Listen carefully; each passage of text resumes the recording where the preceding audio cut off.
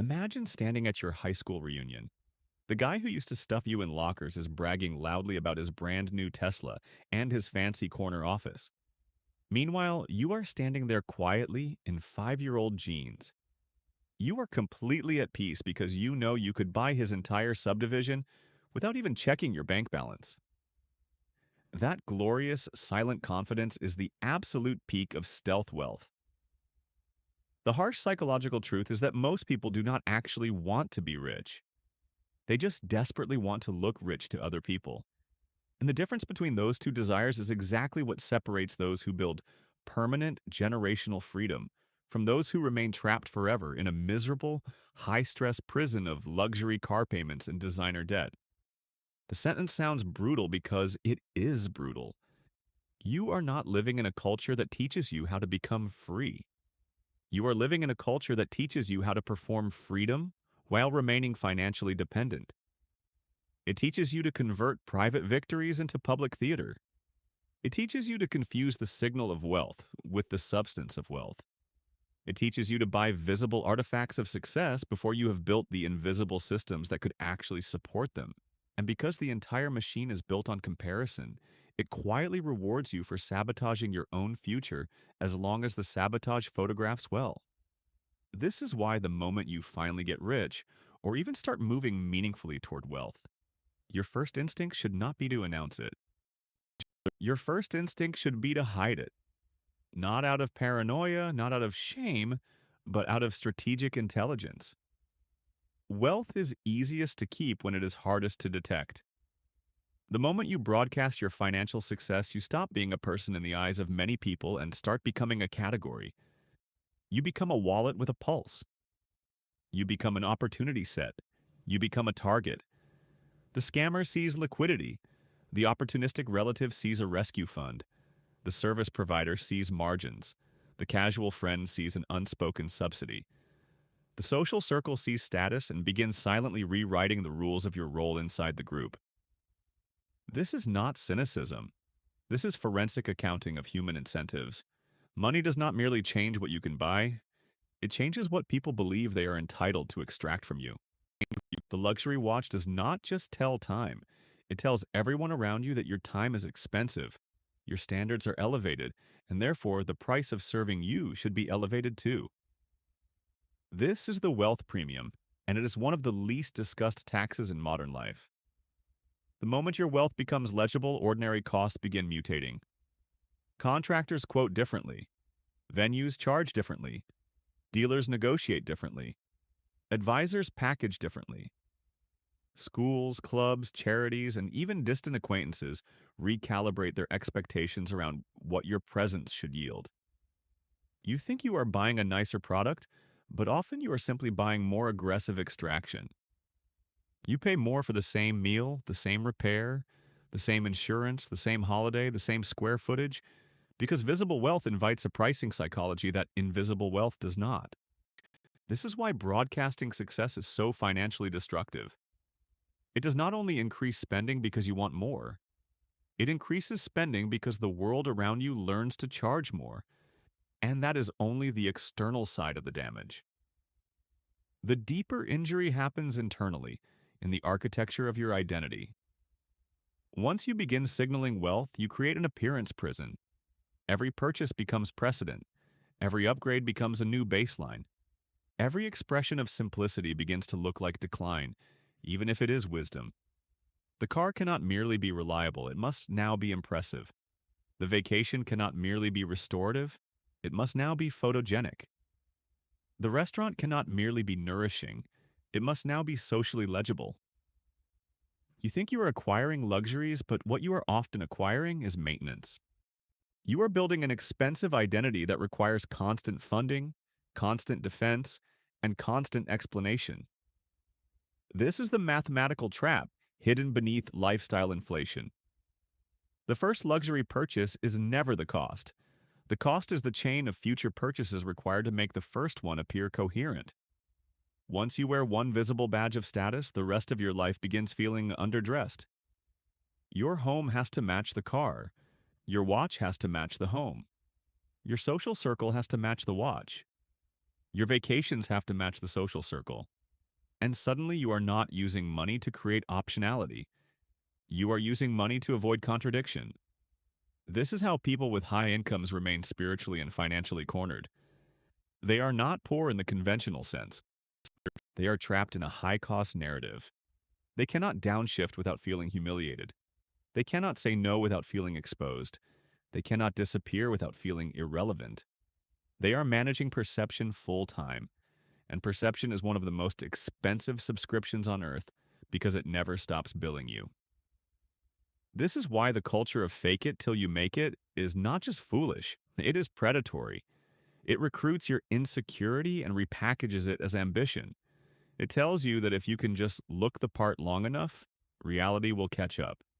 But for most people, reality does not catch up. Debt catches up. Exhaustion catches up. Resentment catches up. The logic is upside down from the beginning. You do not become financially powerful by imitating the consumption patterns of people who appear powerful. You become financially powerful by preserving capital so relentlessly that your assets begin working harder than your ego. Luxury signaling before true independence is not a shortcut. It is an active assault on the compounding process that would have liberated you. Every dollar turned into vanity is a worker removed from your future. Every payment devoted to optics is capital that can no longer reproduce. This is what social media rarely admits. The visible rich are not always rich. Often they are leveraged, fragile, and terrified. They are renting admiration at an interest rate. They are buying applause on installment plans. They are paying monthly to keep strangers from discovering that the image is carrying more weight than the balance sheet. This is where you need to radically revise your image of success. Stop imagining the flashy BMW as evidence of control. It may be evidence of pressure. It may be evidence of dependency. It may be evidence that the owner needs to keep producing at a certain intensity because the machine parked in the driveway is not a reward for freedom but collateral for continued labor. Now look at the old Honda. Look at the faded paint, the unremarkable trim, the lack of social theater. Your conditioning tells you to see compromise there. Maybe failure, maybe a lack of ambition. But what if you are looking at the opposite?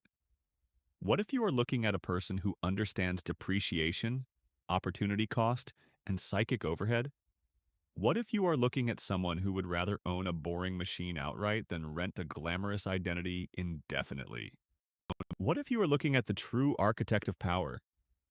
The person in the BMW may feel rich at the red light. The person in the Honda may be rich at the negotiating table. And only one of those forms of power scales. Because real power is not the ability to impress people you do not need. Real power is the ability to walk away from situations that do not serve you. Real power is saying no without panic. Real power is quiet reserves. Real power is a paid-off life. Real power is the ability to lose one income stream and remain composed. Real power is having capital deployed into income-generating assets while your outward life remains too ordinary to attract interference. This is the ultimate strategic flex. Not the watch, not the car, not the neighborhood gate. Invisibility. Invisibility is the highest form of economic self-defense because it allows your money to keep doing its job in peace. A visible lifestyle pulls capital out of circulation and converts it into maintenance obligations. A hidden lifestyle allows capital to be quietly deployed into businesses, index funds, real estate, private lending, productive partnerships, and cash reserves that buy you time. The loud version of wealth extracts attention. The silent version of wealth generates options. One looks expensive, the other becomes expensive to challenge. That distinction matters. When your money is working in silence, you do not need the world to validate what is happening. You do not need to upload proof of dinner. You do not need to narrate your upgrades. You do not need strangers to confirm your rank. Compound interest becomes your applause. Quiet ownership becomes your applause. Debt avoidance becomes your applause. Margin becomes your applause. And because none of this is performative, none of it requires an audience to continue. The audience, in fact, is usually the problem. The more people know, the more contamination enters your life. This is especially true in relationships. If you want to understand why hidden wealth matters, stop thinking about envy in a cartoonish sense and start thinking about distortion. Money distorts. It distorts what people say yes to, what they tolerate, what they conceal, what they expect, and what they believe they deserve from proximity to you. The moment your financial capacity becomes obvious, authenticity becomes harder to measure. Did that person choose the restaurant because they like it or because they assume you will cover it? Did that romantic partner fall for your character or your infrastructure? Does that friend want your company or your access? Does that relative need support, or have they quietly decided that your discipline has made you responsible for their disorder? You cannot answer these questions cleanly when wealth is loudly present in every interaction. Hidden wealth protects data integrity. It allows you to observe people in an undistorted environment. It allows affection, respect, attraction, and loyalty to reveal themselves before money enters as a contaminant. This is not a small benefit. It may be one of the greatest. Because the real tragedy of obvious wealth is not just that people may want something from you, it is that you may never know who would have wanted you without it. A low maintenance identity solves this by lowering the emotional temperature around your presence. When you dress simply, drive something reliable, avoid discussing money, and refuse to perform status, people relax into the version of you that is not commercially charged. You become harder to manipulate because you are harder to read economically. You are not offering visible clues about your ceiling, so other people cannot as easily reverse engineer what to ask from you. This is why many true millionaires deliberately cultivate ordinariness, not because they lack taste or confidence, but because they understand signal discipline. The older Toyota is not an accident. The modest neighborhood is not necessarily a compromise. The plain clothing is not necessarily indifference. These are often deliberate acts of filtration. They screen out extractive attention. They reduce social heat. They keep the operating system of life simple enough for capital to remain focused on building more capital. A low-maintenance identity is not self-neglect. It is strategic minimalism. It says, I refuse to turn my life into an elaborate stage set for other people's assumptions. I will spend on what increases utility, mobility, resilience, health, and peace. I will not spend to reassure strangers that I am winning. And once you understand that, something almost embarrassing becomes visible. A shocking percentage of so-called luxury spending has nothing to do with enjoyment. It is compensatory theater. It is anxiety management. It is a payment made to silence the internal fear that you are ordinary, behind, unseen, or unimpressive. The handbag is not carrying your things. It is carrying your unresolved need for witness. The car is not transporting your body. It is transporting your insecurity through traffic. The upgraded bottle service, the oversized mortgage, the logo-heavy wardrobe, the curated social media reveal, the destination wedding you cannot comfortably afford, the furniture financed to impress guests who will stay 3 hours and forget it by next week. All of it often reduces to a single confession. I need you to see me the way I cannot yet see myself. That is the engine behind appearance culture, and it is incredibly profitable for everyone except the person buying. Corporations love this because insecurity is recurring revenue. Social platforms love this because status anxiety keeps people producing content for free. Lenders love this because ego is highly financeable. Entire industries are built on making you feel temporarily upgraded while your real net worth remains undernourished. They do not need you to become rich. They only need you to keep confusing consumption with proof. That confusion is the business model. Visible status symbols are, in many cases, wealth transfers to corporate shareholders wrapped in flattering packaging. You hand over your future cash flow and in return, receive a temporary emotional anesthetic plus the privilege of maintaining it. This is why disciplined wealth looks almost boring from the outside. Boring is efficient. Boring compounds. Boring does not require applause. Boring keeps your burn rate low and your margin high. Boring avoids the wealth premium. Boring attracts fewer predators. Boring is easy to maintain during recessions, divorces, illnesses, job losses, market crashes, and family emergencies. Flashy wealth, by contrast, is often optimized for stable conditions and constant income. It performs well until life behaves like life. Then it becomes a liability with leather seats. You should also confront another uncomfortable fact.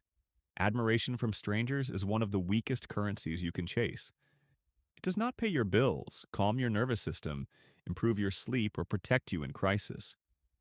Most strangers are not studying you with the reverence you imagine anyway. They register a signal, assign you a story, and then return to thinking about themselves. The validation spike is brief, chemically loud, and strategically empty. Yet people will burn years of earning power to harvest these microbursts of social approval. They will take on punishing payments, remain in draining careers, tolerate abusive bosses, delay investing, and sacrifice time with people they love because the visible package of success gives them social cover. But social cover is not freedom. It is often the price you pay for not having freedom. If you need the admiration of people who do not know your liabilities, then you are using spectators to medicate your own uncertainty. That is not success. That is dependence with better lighting. Real wealth changes the question entirely. Instead of asking, how impressive do I look? You begin asking, how little of my life can be controlled by people I do not respect? Instead of asking, what will signal status, you ask, what lowers recurring obligations? Instead of asking, what can I post, you ask, what can I own outright? Instead of asking, how do I rank, you ask, how many months or years of peace has this decision purchased? This is the mental shift from performance to sovereignty. And once that shift happens, so many popular behaviors start looking clinically absurd. The luxury lease looks like a subscription to anxiety. The oversized house looks like a monument to upkeep. The designer logo looks like a tax on self-doubt. The public flex looks like an invitation for invisible extraction. You stop seeing expensive things as inherently wrong, but you become ruthless about motive. There is a difference between enjoying quality and purchasing symbolism. There is a difference between taste and signaling. There is a difference between privately affording something and publicly needing it to mean something. Mature wealth is less concerned with what a thing says than with what a thing costs across time, attention, flexibility, and psychological dependence. And this is where stealth wealth becomes more than a style choice. It becomes a philosophy of personal sovereignty. You are no longer trying to prove arrival because arrival, if it is real, does not need narration. You are no longer trying to visually dominate a room because domination is a low form of security. You are no longer trying to convert money into identity because identity built on external props becomes unstable the moment the props are threatened. Instead, you become low maintenance on purpose. You own enough, save aggressively, invest consistently, insure intelligently, and keep your visible life beneath the threshold that would trigger unnecessary scrutiny. You let people underestimate you. You let them assume your car reflects your net worth. You let them confuse plainness with limitation. Underestimation is cheap. Correction is expensive. When people think you have more than you do, expectations rise. When people think you have less than you do, options expand. You can negotiate harder, exit faster, refuse more calmly, and observe more clearly. You can spot who respects you without economic theater. You can identify who only becomes warm when they smell surplus. You can give more carefully because your generosity is not being coerced by your image. You can enjoy luxury privately where it genuinely improves your lived experience, rather than publicly where it mostly modifies other people's assumptions. This is the paradox most people miss. The less your wealth is visible, the more freedom it can buy. Because freedom is not a chandelier. Freedom is not stitched into a logo. Freedom is not parked in the driveway gleaming for the neighbors. Freedom is mostly silent. It is the ability to leave a toxic room. It is the ability to say no to nonsense. It is the ability to take a sabbatical without panic. It is the ability to help someone because you choose to, not because your persona obligates you. It is the ability to sleep through economic headlines because your liabilities are small and your assets are durable. It is the ability to protect your family without advertising what you have built. It is invisible precisely because its deepest function is not to impress observers, but to remove coercion from your life. So when you finally get rich, never tell anyone. Not literally no one, not to the point of absurd isolation, but as a governing principle. Keep your wealth on a need to know basis and keep that circle brutally small. Your accountant may need to know. Your attorney may need to know. Your spouse may need to know. The internet does not need to know. Your casual friends do not need to know. The extended family member with a history of chaos does not need to know. The salesperson definitely does not need to know. The point is not secrecy for drama, the point is containment for clarity. The less noise money creates around you, the more accurately you can think. And accurate thinking is the real engine of preservation. Because getting rich is hard, but staying rich requires resisting the urge to translate private security into public spectacle. It requires tolerating being underestimated. It requires allowing your ego to go hungry while your balance sheet grows strong. It requires accepting that many of the people you once wanted to impress are not qualified to evaluate a life well built. It requires remembering that the strongest negotiating position in life belongs to the person who has absolutely nothing to prove to anyone else. That person can wait. That person can walk. That person can remain silent. That person can let opportunities come closer before speaking. That person is not buying symbols of power because that person is too busy using power. And if you want to know whether you are building that kind of life or just decorating the appearance of one, there is a mercilessly simple test. Audit your recent discretionary purchases and ask yourself brutally honestly, are you buying this for utility or are you buying it to manage other people's perception of you?